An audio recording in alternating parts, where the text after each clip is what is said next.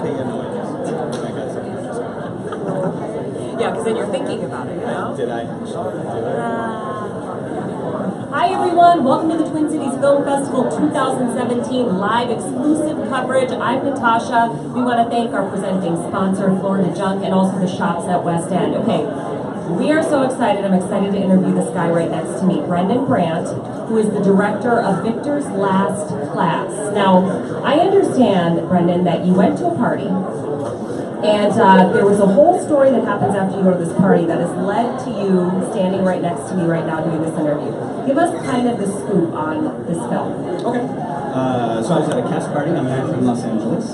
And we got to the party on time, which means nobody's at the party, which I kind of forgot about. So we were just talking to the host in the kitchen, and he was really upset. And he kind of shared with us that his friend was planning on ending his life.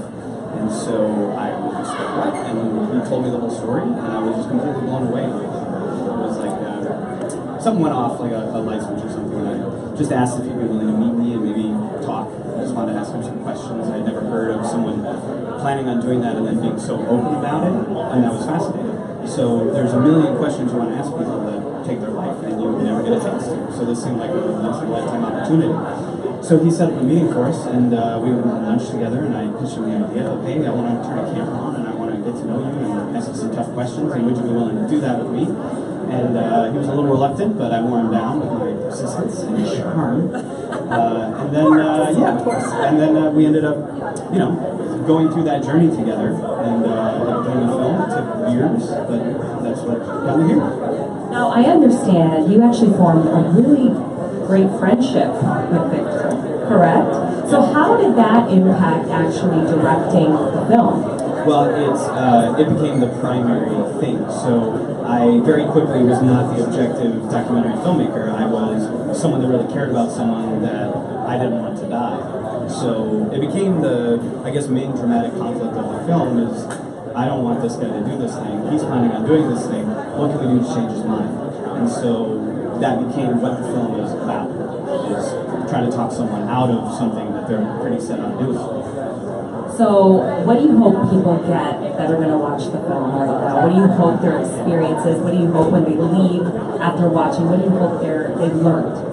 Well, I hope that they feel some empathy for another human being that is clearly suffering, and that it makes them think about what they would do if they were in a situation like that, and maybe think about how we approach end-of-life issues in America, and terminal illness, mental illness, all the things I feel like we don't talk about enough. So if this could start a conversation about how we handle suicide, end-of-life issues, and healthcare in general, and if we can make some positive moves forward in that, I would be super happy. But just a very basic thing I think you can take from it is our tagline of the movie, which is tell the truth to the people we love.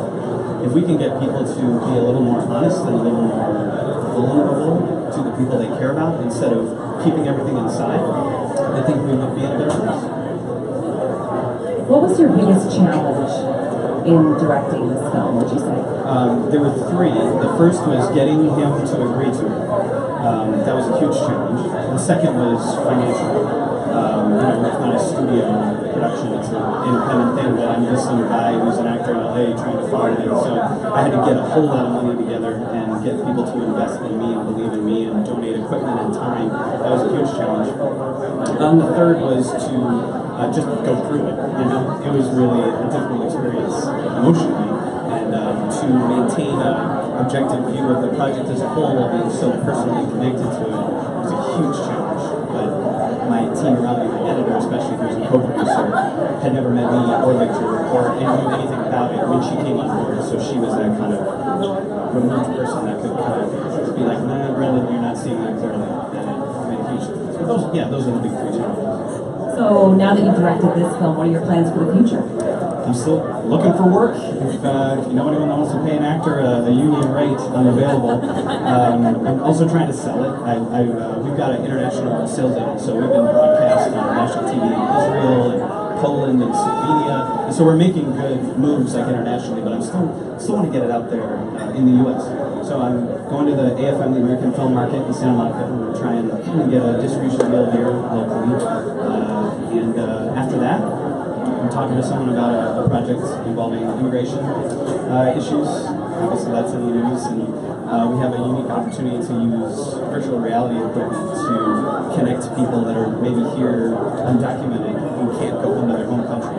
And so we would create some kind of reunion situation where we would use the virtual reality stuff, go to their home country, interview their family and people that they can't see, then bring it back, share that with them. And I think that would make a really interesting either short documentary or feature or series of shorts, something like that. So we're talking about that, but it's kind of scary to think about doing this all over again. It's quite a commitment. So last question. So we don't know the ending, what happens, right? People are going to watch it now. If there was one thing you could tell people about Victor, maybe in a sentence that you would want people to know as they're watching this on Facebook right now, what would that be? I think he is someone to admire for his constant pursuit of being completely in the moment, no matter what that meant. Whether it meant really dealing with your pain and what that means for the rest of your life, or saying something to someone that makes them uncomfortable and you uncomfortable that needs to be said because it's the truth. That's a better way to live, and it creates a really deep intimacy. So I think people should know that if you can be honest as much as possible, and not cruelly, but just be more honest, be more vulnerable. As I said before, it's a better way to live. All right, Brendan, thanks so much. Looking forward to the film. Don't forget, keep checking Facebook. We're going to have many more exclusive red carpet interviews, and check out Twin Cities. There it is, TwinCitiesFilmFest.org for the very latest. All right, catch you later.